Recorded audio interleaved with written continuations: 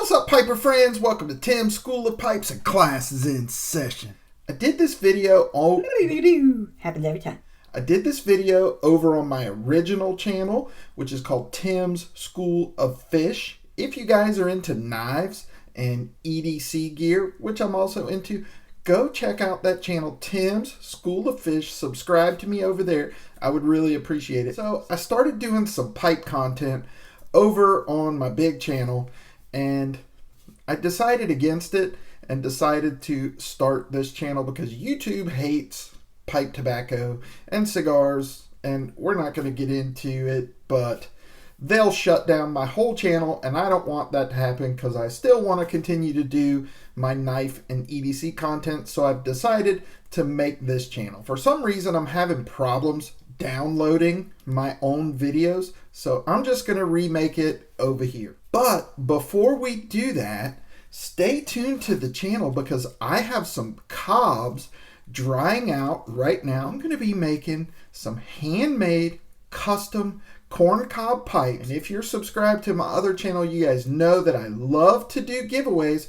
So I'm going to be giving away 3 or 4 or 5 handmade corncob pipes. So you guys stay tuned for that. So your tobacco's all dried out. Maybe you left it in a car on a hot day, or maybe you're like me and you stored it in a tin instead of a mason jar for 10 or 12 years just because. So your tobacco got all dried out. It's crispy, it's crunchy, it's like dried leaves. All hope is not lost. I'm going to show you a simple, quick, easy way to rehydrate your pipe tobacco and bring it back to life. Super simple. Pipe smoking does not have to be complicated, and too many people complicate it. So I'm going to show you a quick, easy way to rehydrate your pipe tobacco and make it perfect again. So without further ado, let's get this camera turned around and take a closer look. All right, so I've got 2 tins of tobacco here. This is some Seattle Pipe Club potlatch, which I really love. This is hydrated properly. I've also got a tin of Hearth & Home White Knight blended by Russ Woolette, who is an outstanding blender. This is one of my tins that has been in my cellar for about 10 years, and I just did not put it in a mason jar, which is how you should store your tobacco. I just ran out of mason jars and it got all dried out. But it doesn't mean that this tobacco should be thrown out, that it's no good, it's dead. We can absolutely bring it back to life. So I'm going to show you what the proper moisture level is and what dried tobacco is. So when you grab your tobacco, it should not make any crispy, crunching noises like dried leaves. When you squeeze it in your fingers, it should feel a little bit spongy, and it should almost feel like you should be able to squish it into a ball and it should stick together, but it doesn't.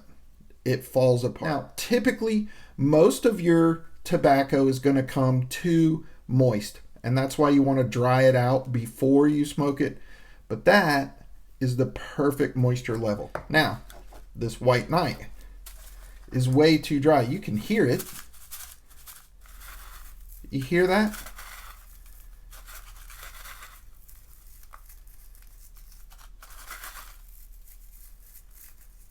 That is way too dry, and when I squeeze it together, it just breaks apart and crumbles into dust.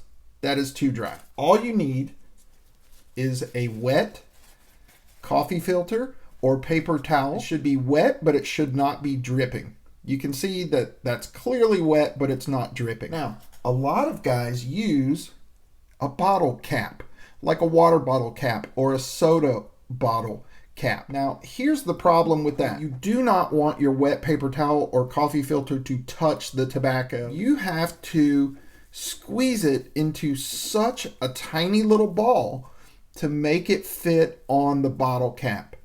And that's no good.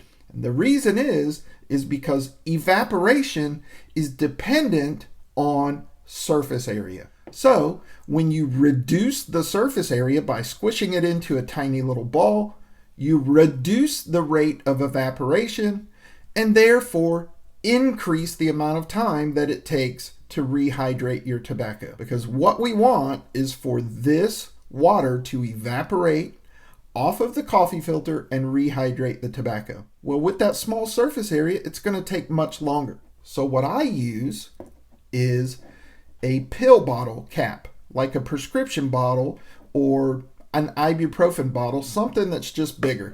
And here's why.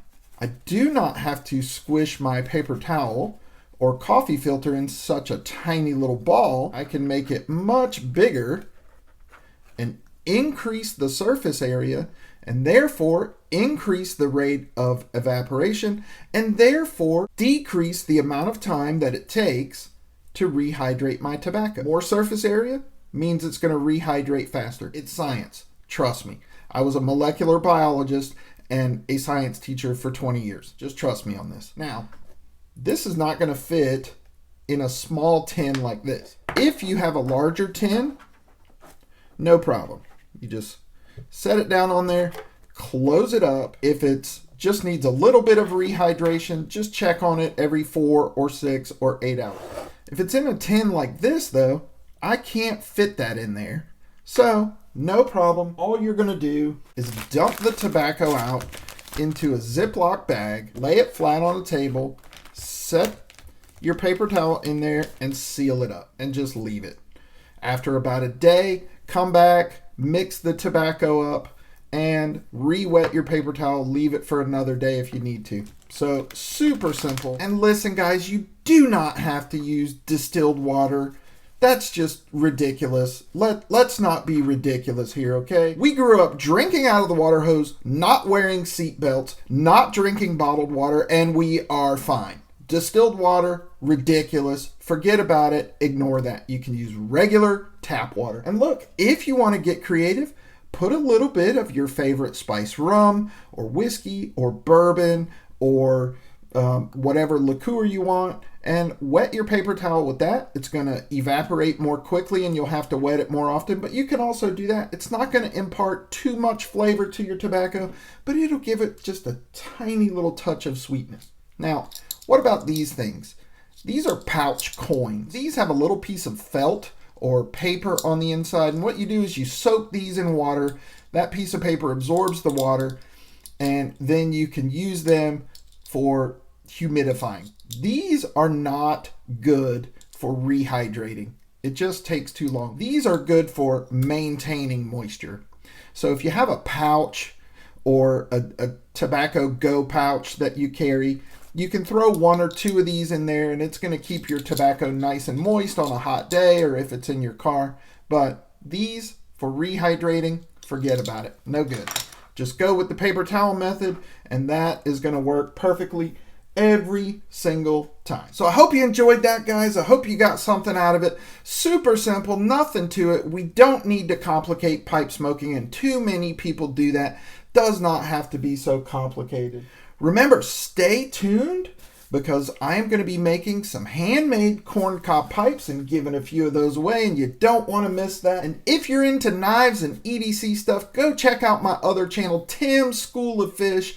I would really appreciate it if you subscribed over there. As always, guys, I appreciate you for watching. Give me a thumbs up. Drop me a comment down in the comment section. I always enjoy interacting with you guys in the comments. Let me know what you think of this method. Have you ever done it? How do you rehydrate your tobacco? I know there's other ways to do it, but this works great for me. If you're not subscribed to the channel, please consider doing so. Just click my picture right over there, which will be a logo soon enough, but for now, just click on my picture. That's it for this episode of Tim's School of Pipes, boys and girls. Class dismissed.